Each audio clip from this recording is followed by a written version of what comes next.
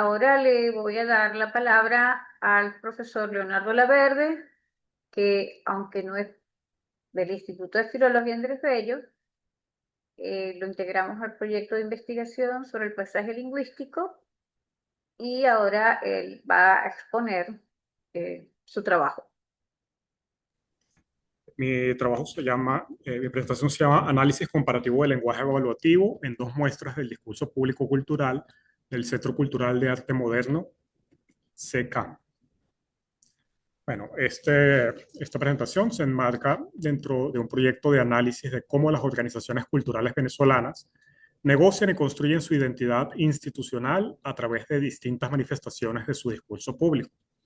Esto con el fin de contribuir a la comprensión de cómo el discurso ayuda a negociar y construir la identidad de los agentes sociales y cómo refleja las tensiones que se dan dentro de ese proceso, con impacto esperado en los campos del análisis del discurso institucional y la gestión cultural.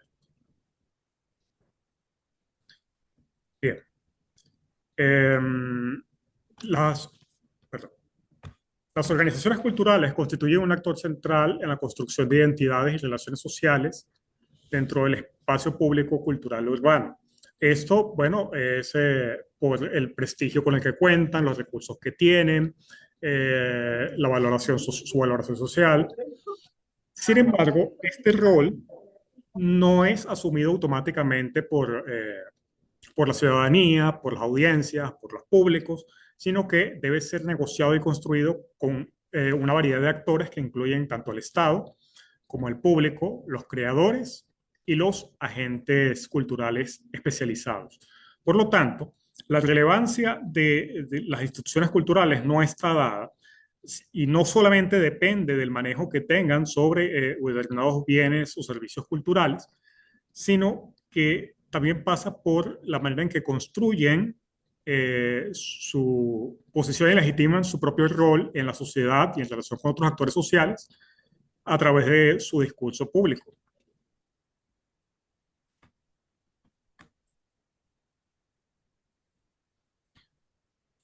La hipótesis que guía esta investigación es que el lenguaje evaluativo, que es donde se proyecta principalmente esta identidad institucional de las organizaciones culturales, ese lenguaje no es homogéneo, sino que presenta variaciones según el contexto discursivo.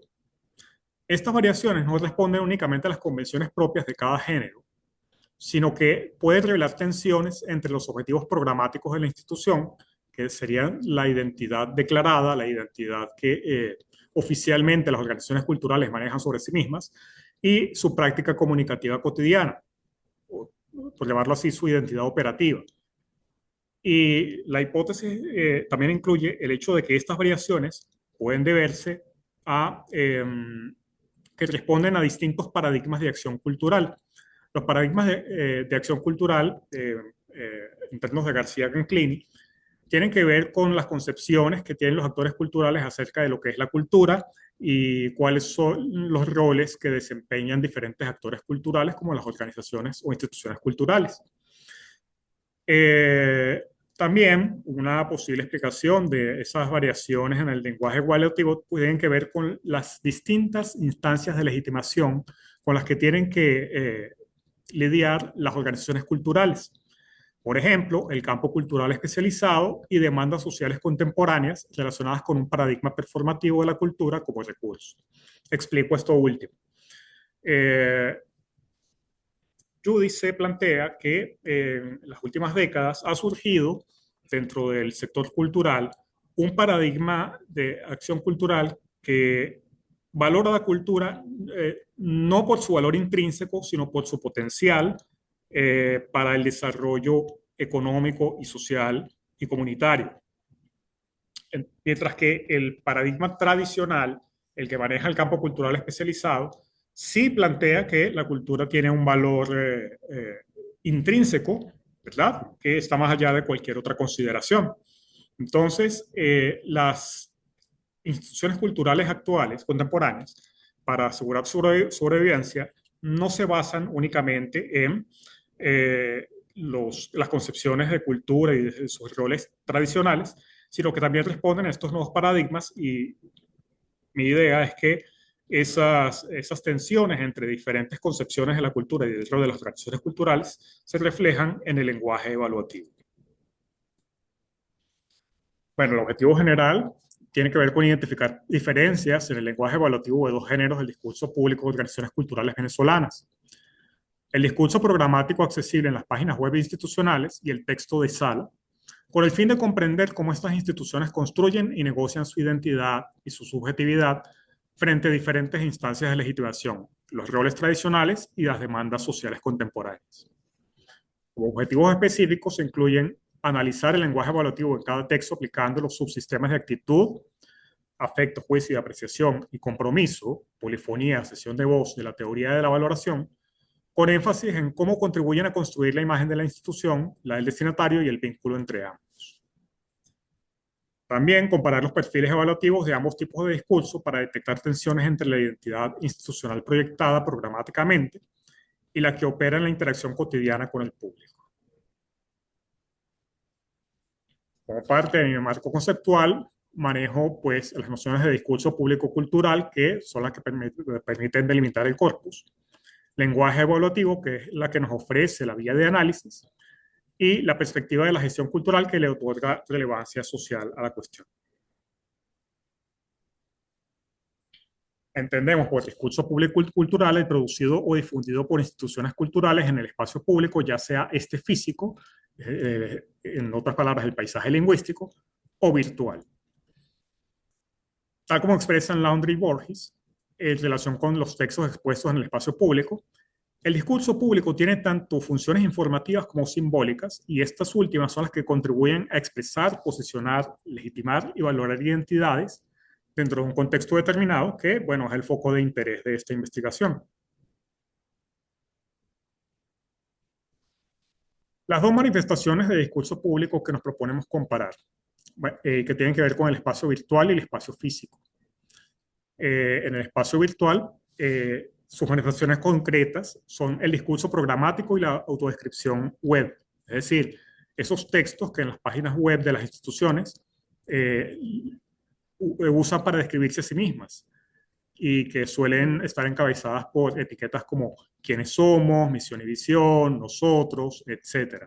Su objetivo es presentar la institución ante la sociedad, explicitar principios rectores, valores y objetivos y ofrecer una legitimación simbólica. La identidad que revela es la identidad declarada, lo que la institución dice ser. Se dirige a un público amplio, abstracto e indeterminado, y la duración tiende a permanecer estable en el tiempo. Mientras que las manifestaciones del discurso público en el espacio físico, es decir, el paisaje lingüístico, pues consta de señalética, carteleras, textos curatoriales, mensajes en espacios comunes. Su función tiene que ver con el contacto cotidiano con la audiencia, mediar la experiencia del visitante, orientar, informar, contextualizar y, por supuesto, también ofrecer representaciones simbólicas. Esta la llamamos identidad operativa porque ya no se trata de lo que la institución dice ser, sino efectivamente cómo se presenta en la interacción cotidiana con el público, que es, en este caso, un visitante real situado en el espacio físico. No es ya ese público abstracto al que se dirige la página web. Y, bueno, otra característica es que esta manifestación tiende a ser más variable, ya sea rotativa o, bueno, que se cambia en la medida que cambian los eventos con los que se relacionan. Bueno, estas preguntas pueden ser un poco innecesarias, pero surgieron a medida que iba adentrándome en el tema. Aunque la definición clásica del paisaje lingüístico se centra en el espacio público urbano, es igualmente válido y revelador el análisis de los espacios privados de acceso público, siempre que los textos sean visibles para el público general y tengan una función comunicativa. Ahora bien, los textos expuestos en el espacio público por las organizaciones culturales,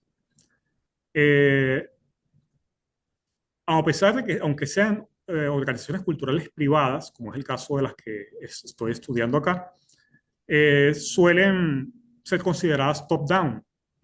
por la posición que asumen los emisores, una posición de autoridad institucional, el registro que utilizan, que generalmente es formal, aunque es frecuente que en estas manifestaciones se les dé paso a expresiones que se podrían considerar como bottom-up, reservas espontáneas, comunitarias o colaborativas.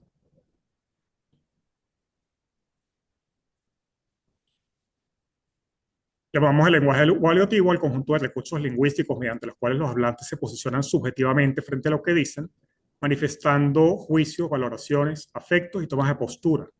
Esta es una dimensión central de la función interpersonal del lenguaje, en el modelo de Halliday, que permite a los enunciadores negociar relaciones sociales y posicionarse frente a sus interlocutores. Su estudio es pertinente para el análisis del discurso institucional porque a través de él es que se inscribe la imagen que la institución construye de sí misma y de otras entidades. Bueno, el lenguaje evaluativo ha sido abordado por una gran variedad de modelos teóricos, entre los cuales se puede mencionar el de los subjetivemas de Catherine Cartwright-Orecchioni y la teoría de la valoración, que tiene raíces en la gramática sistémica funcional. Voy a abundar un poquito más en este modelo. La teoría de la valoración, a partir de los postulados de la lingüística sistémica funcional, pues maneja su estudio del lenguaje evaluativo a través de tres subsistemas. El sistema de actitud, que es el conjunto de recursos lingüísticos mediante los cuales el enunciador expresa juicios emocionales, éticos y estéticos, expresados en las subcategorías de afecto, juicio y apreciación. El subsistema de compromiso consta de recursos de expansión o contracción dialógica mediante los que el enunciador negocia su voz con otras presentes en el discurso, que es lo que tradicionalmente conocemos como polifonía, y que permite analizar si el enunciador presenta su enunciado como una verdad incuestionable o abre espacio a otras voces y perspectivas. Esto es especialmente relevante para este estudio, por cuanto el foco de interés está en la identidad institucional que se construye en relación con otros actores. Y bueno, también está el subsistema de gradación, que tiene que ver con los recursos que ajustan la fuerza o la intensidad de las evaluaciones y la precisión de las categorías. Este es un subsistema un poco más transversal y para efectos de este trabajo, pues tomé en cuenta los dos primeros subsistemas.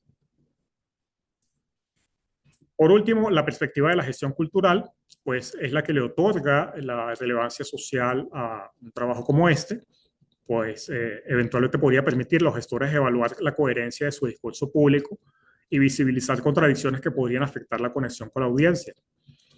Del mismo modo, la perspectiva de la gestión cultural podría ofrecernos un marco interpretativo de los resultados en relación con los paradigmas de acción cultural y las instancias de legitimación a las que hice referencia anteriormente.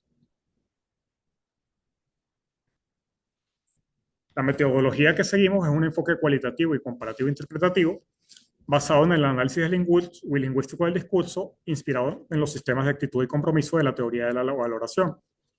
Las fases incluyen la recolección de textos programáticos en las páginas web y textos expuestos en el espacio público de las organizaciones culturales seleccionadas, el análisis de los recursos lingüísticos evaluativos de actitud y compromiso, con énfasis en los que contribuyen a construir la imagen de la institución, la de la audiencia y el vínculo entre ambos. Y por último, la comparación de los hallazgos de ambos análisis para detectar tensiones entre las imágenes construidas desde ambos textos. Imágenes de la identidad institucional. La matriz de análisis, bueno, está basada en los dos primeros subsistemas de la teoría de la valoración, con categorías de actitud que se refieren al léxico emocional, la evaluación de conductas o evaluación estética, y el subsistema de compromiso, que tiene que ver con si el discurso otorga presencia o no a otras voces.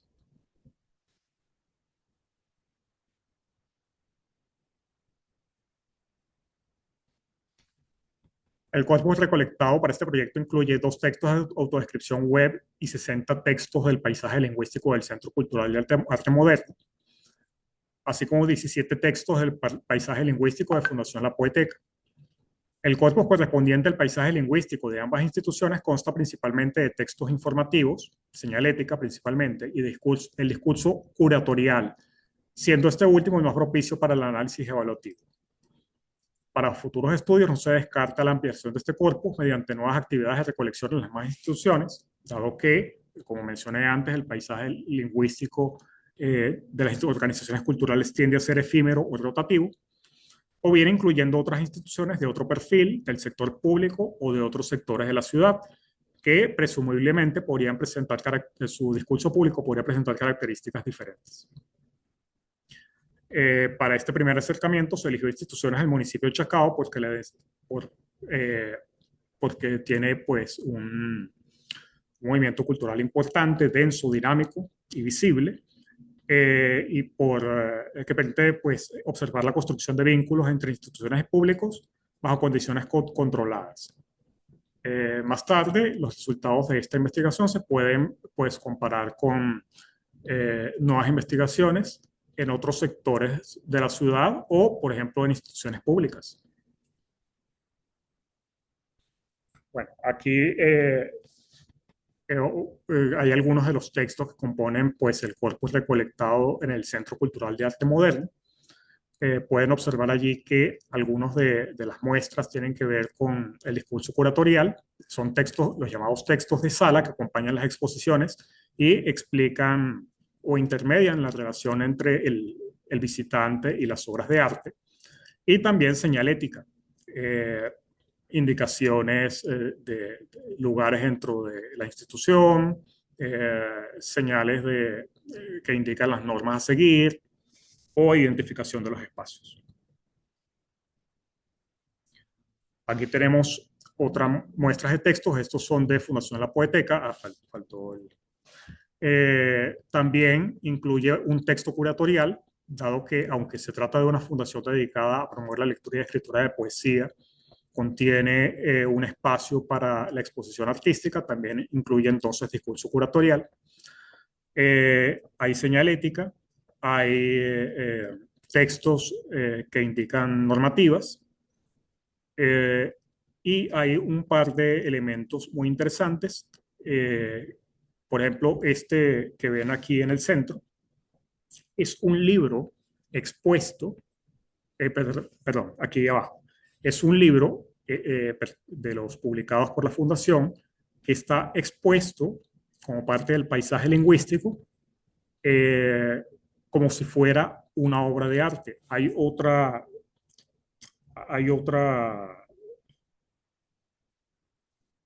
fotografía, debería estar acá, en la que además se presenta este mismo libro, pero con una dedicatoria del autor que habla sobre la Fundación La Poeteca. Es muy interesante porque nos revela una estrategia en la que la organización, para hablar de sí misma, no habla en su propia voz, sino que le cede la voz a alguien más, en este caso, un autor. Este es un recurso muy frecuente tiene que ver con dar que la organización cultural en muchas ocasiones evita comprometerse, ¿verdad?, con el contenido evaluativo por sí misma y prefiere ceder la voz a otros actores del campo cultural, como escritores o artistas. Otro ejemplo de esto lo vemos acá en esta cartelera que se encuentra también aquí en el centro, que contiene un verso del poeta Guillermo Sucre. Esta cartelera, que se renueva semanalmente, a veces tiene que ver con determinadas fechas, celebraciones, etcétera, en las que vemos que en lugar de emitir un mensaje con su propia voz, la institución le cede la voz a escritores o artistas, muchas veces entresacados de sus libros, ¿verdad? Es decir, que no tienen que ver exactamente con el evento que se está realizando, sino que es retrotraído de su libro de origen, y se le da una nueva significación en el contexto del evento realizado. Bueno, ahora les traigo un par de ejemplos, ¿verdad? Del Centro Cultural de Arte Moderno para explicar un poco el tipo de análisis que se realiza. Bueno, este que vemos acá es el discurso, tiene que ver con el discurso público web, ¿verdad? La autodescripción de la organización en su página web. Y bueno, vemos que utiliza el, el, la etiqueta de nosotros. Eh, Voy a observar rápidamente algunas características. Eh, el encabezado nosotros nos indica una asunción, ¿verdad?, de la primera persona por parte de la institución, marcada gramaticalmente, que no se repite en el texto que acompaña, donde más bien la institución habla de sí misma en tercera persona. Eh, Otras cosas otros aspectos que se podría señalar es la abundancia del lenguaje afectivo. Vemos, por ejemplo, el público disfruta de un espacio engalanado por las grandes firmas de la plástica. Vemos cómo caracteriza a diversos actores, el público, los creadores, más adelante también los patrocinantes, cuando esboza la historia de la organización. A finales de los años 80, un grupo de visionarios con el patrocinio del Banco Consolidado crea el Centro Cultural Consolidado. El hecho de llamarlos visionarios, pues indica, ¿no?, una muestra valorativa. Este tipo de texto lo comparamos con,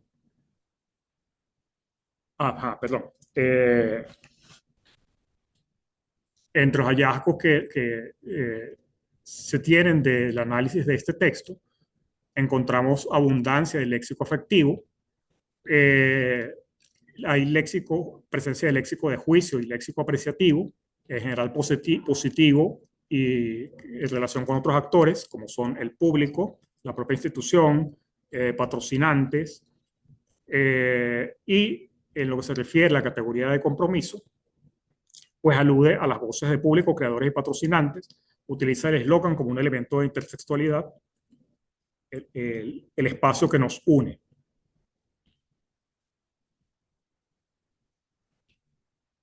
Utiliza como pronombres el nosotros exclusivo, como ya mencioné, y también un nos inclusivo, que es una muestra de cercanía con el público.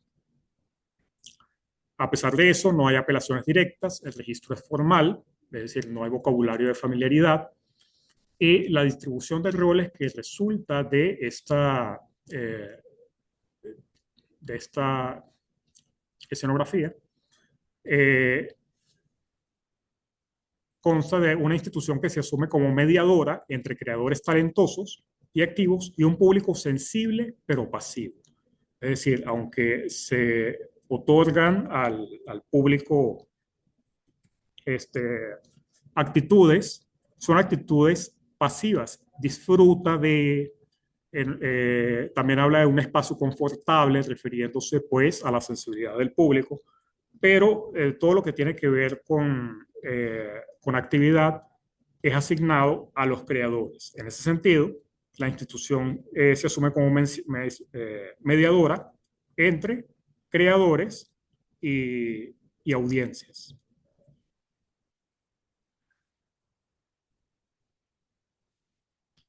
En cuanto al texto de Sala, ¿verdad?, que es la muestra del paisaje lingüístico, el texto expuesto en el espacio público físico, traigo este texto de Sala que acompaña una exposición dentro del Centro Cultural de Arte Moderno.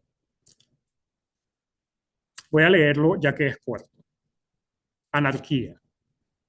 Gran parte de los trabajos agrupados en esta sección abordan la ciudad como un ecosistema fragmentario y caótico. En algunas obras, la urbe es una retícula cenital y contrastada, abismo.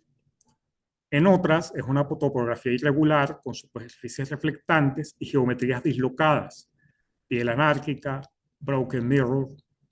En este universo frenético también se advierte la impronta del desorden y la violencia sobre objetos recuperados o intervenidos. Anarquía, impacto. Los textos en negrita son los nombres de las obras.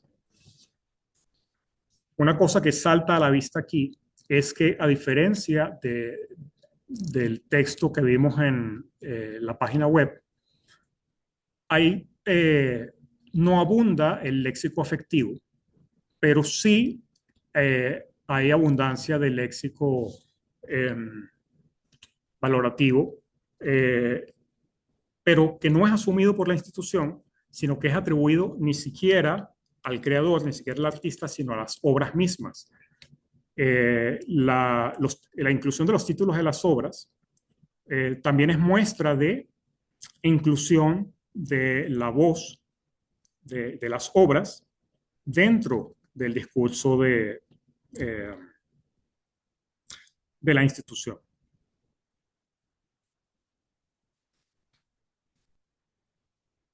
Bueno, como les mencioné, el léxico afectivo es escaso, no es asumido por el curador, sino que es atribuido a las obras. A diferencia del texto web, que era generalmente positivo en relación con los distintos actores sociales, aquí las obras asumen un discurso crítico vinculado pues al tema de la exposición, que tiene que ver con la ciudad. Y como les mencioné anteriormente, aquí se observa la cesión de la voz. La institución no habla por sí misma. Pueden ver que en este fragmento en particular no hay un nosotros, no está firmado por el curador, y el léxico evaluativo está atribuido a las obras de arte. No hay pronombres, no hay apelación, y una de las cosas más visibles es que el registro es culto y técnico especializado. Palabras como retícula cenital, superficies reflectantes, impronta, nos hablan de un discurso técnico, un discurso culto que dibuja una audiencia capaz de asumir y entender este discurso. Y en ese sentido, excluye a un público que podría necesitar un mayor acompañamiento. El discurso es presentado como objetivo y, como les indiqué, si bien se le cede la voz, se le cede el discurso evaluativo a las obras de arte, se invisibiliza tanto la voz del curador, que presumiblemente redacta este texto, como la del mismo creador, como si la obra de arte hablara por sí misma en lugar de ser un mensaje construido por alguien. Esto guarda relación con la concepción tradicional de la cultura como un ente autónomo.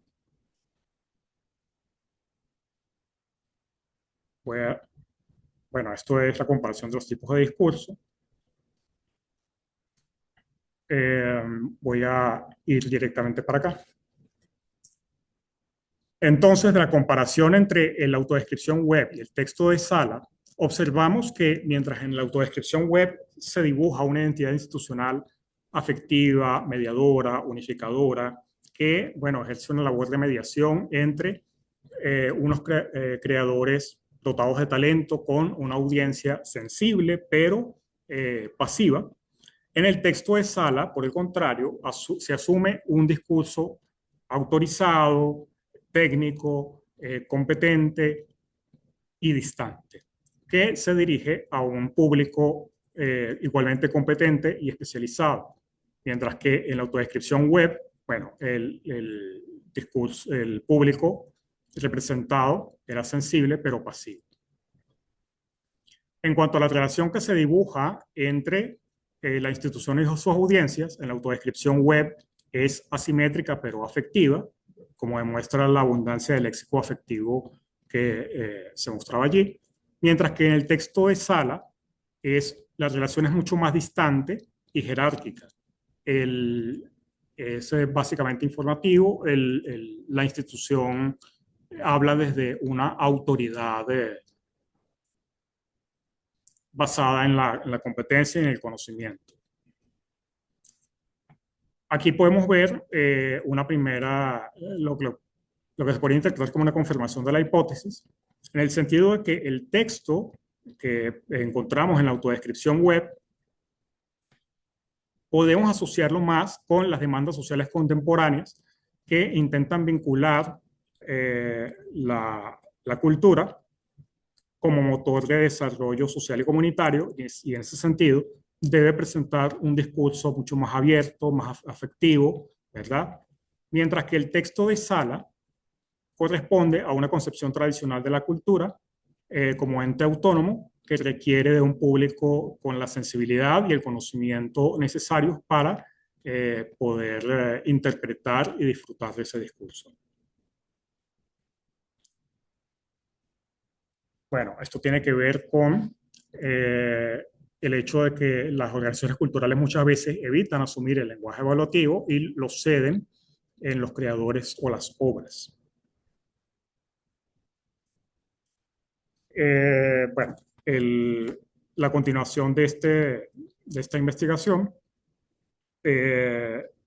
pasa por la recolección de nuevos elementos para este corpus en las mismas instituciones y también en instituciones públicas y de otros sectores de la ciudad, por ejemplo, que se supone que responden a otro tipo de concepciones, con lo cual se podría establecer comparaciones en ese sentido.